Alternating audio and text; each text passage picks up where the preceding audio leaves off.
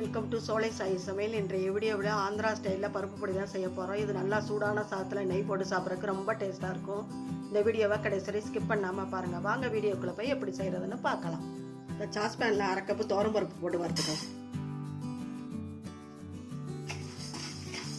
நல்லா கோல்டன் ப்ரௌனில் வறுக்கணும். சிறுதியில் வச்சே வறுத்துக்குவாங்க.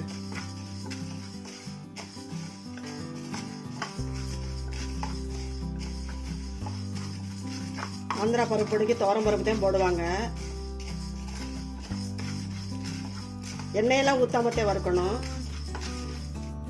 இந்த மாதிரி பாதி வறுத்த பிறகு 3 நாட்டு மிளகா போட்டுக்கிறேன், 3 காஷ்மீரி மிளகா போட்டுக்கிறேன். காஷ்மீரி மிளகா உரைக்காது, கலருக்காகத்தான்.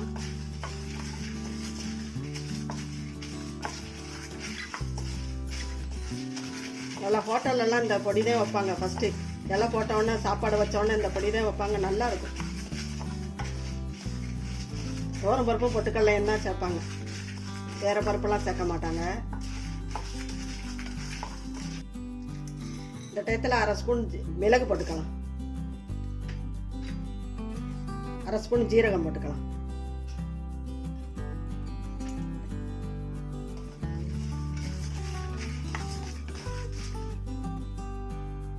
இந்த டயத்தில் கல்லுப்பையும் போட்டு வறுத்துக்கலாம் தேவையான அளவு. ஈரச்சத்து இருக்காது உப்பை வறுத்துட்டோம்னா.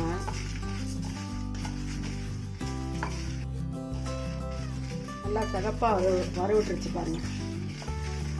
மிளகா அதிகமாக வேணும்னா போட்டுக்கலாம், காரம் பிடிக்கிறவங்க போட்டுக்கலாம். ஆந்திரா பொடியில் காரம் அதிகமாக இருக்கும். நம்மளுக்கு காரம் அதிகம் செல்லாது இல்லை, அதனால தான் கம்மியாக போட்டிருக்கேன். நான் காரம் சாப்பிட்ற பிடிக்கிறவங்க போட்டுக்கலாம். இதில் ஸ்டவ்வை ஆஃப் பண்ணிட்டு பொட்டுக்கடலையை போட்டுக்கலாம்.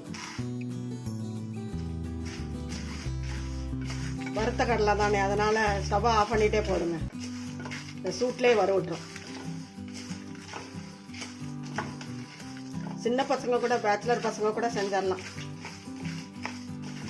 பருப்பும் பொட்டுக்கடலையும் தான்.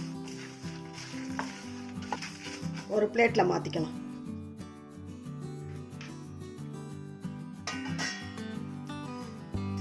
ஆற விட்டு அரைக்கணும், சூட்டோடு அரைச்சா வேர்த்துரும்.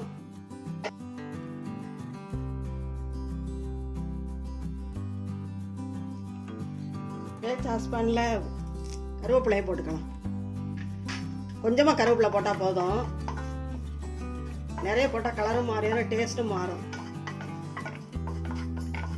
கருவேப்பிலை வறுவிட்டு இந்த பிளேட்டில் போட்டுக்கலாம். கொஞ்சமாக எண்ணெய் ஊற்றிக்கலாம். இதில் பெருங்காயத்தை போட்டு வறுத்துக்கலாம்.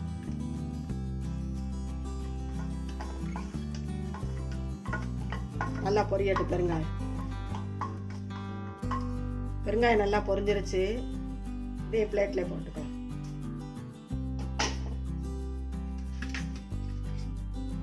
இதே எண்ணெயில் 5 பல்லு பூண்டு பல்லு தட்டி வச்சிருக்கிறேன், அதை போட்டுக்கலாம். தோலோட தட்டி இருக்கிறேன், அப்பதான் நல்லா வாசனையா இருக்கும். ஈரச்சத்து போக நல்லா வறுத்துக்கலாம். பூண்டு நல்லா வறுவிட்டுருச்சு. இதே பேன்ல இருக்கட்டும். ஒரு சுத்திட்டு அப்புறம் இதை போட்டு அரைச்சிக்கலாம். ஆற விட்டிப்போம்.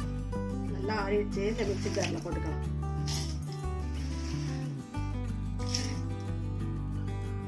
ஒரு சுத்திட்டு அப்புறம் பூண்டை போட்டுக்கலாம். இந்த டயத்துல பூண்டையும் போட்டு அரைச்சிக்கலாம். நல்லா நைஸா அரைக்கணும். அரைச்சிட்டு வந்துட்டு பார்க்கலாம். நல்லா அரைச்சிட்டோம்.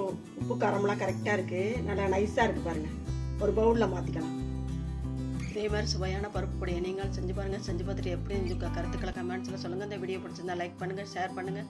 நம்ம சேனலுக்கு சப்ஸ்கிரைப் பண்ணுங்கள். பக்கத்தில் இருக்க பெல் பட்டனை கிளிக் பண்ணி வச்சுக்கோங்க. அப்போ தான் நம்ம போடுற வீடியோ உடனுக்குடனே உங்களை வந்து சேரும். நன்றி, வணக்கம். அடுத்த வீடியோவில் பார்க்கலாம்.